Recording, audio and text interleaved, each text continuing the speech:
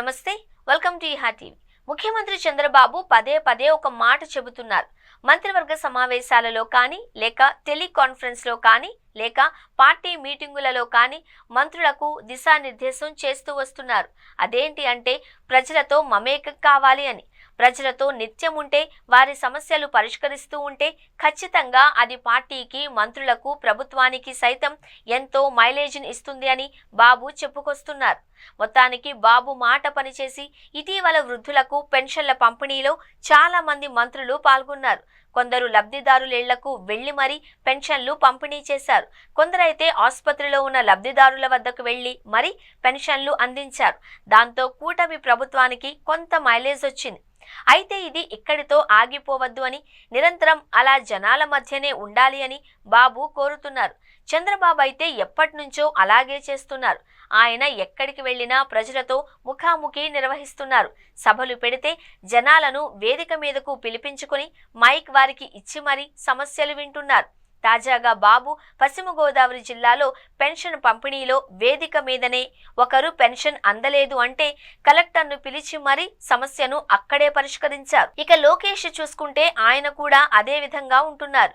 లోకేష్ ఎలాంటి ఆర్భాటము లేకుండా జనాలతో కలిసిపోతున్నారు. ఆయన ఈ మధ్యనే కడప మహానాడుకు వెళుతూ మార్గ మధ్యలో ఒక టీ స్టాల్లో కూర్చుని అందరితో పాటు టీ తాగి అక్కడ జనాలతో మాట్లాడారు. వారి కష్టాలను అడిగి మరీ తెలుసుకున్నారు.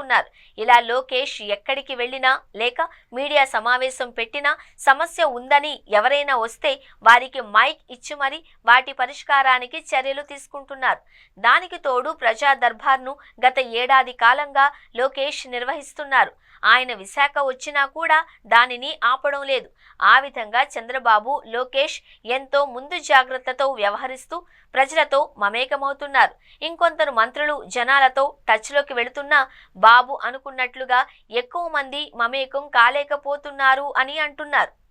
మంత్రులు జిల్లాలకు వెళ్ళినప్పుడు, లేదా నియోజకవర్గాలకు వెళ్ళినప్పుడు, లేదా అధికార కార్యక్రమాలలో ఉన్నప్పుడు తామే చొరవ తీసుకొని ప్రజలతో ముఖాముఖి పెడితే మంచి స్పందన వస్తుంది అంటున్నారు. అలాగే మంత్రులు సైతం రచ్చబండ మీటింగ్స్ పెట్టడం ద్వారా ప్రజలకు చేరువ అయితే మరింత ఎక్కువగా ప్రభుత్వం ఫోకస్ అవుతుంది అని, అయితే ఇంకా చాలా మంది గేర్ మార్చి స్పీడ్ పెంచడం లేదు అని తెలుస్తోంది. మరి తొందరలోనే అంతా దూకుడు పెంచాలి అని, ప్రజలతోనే ఉండాలి అని తాజా మంత్రివర్గ సమావేశంలోనూ చంద్రబాబు దిశానిర్దేశం చేశారు. మరి దీని ఫలితాలు ఏ విధంగా వస్తాయి అన్నది చూడాల్సి ఉంది.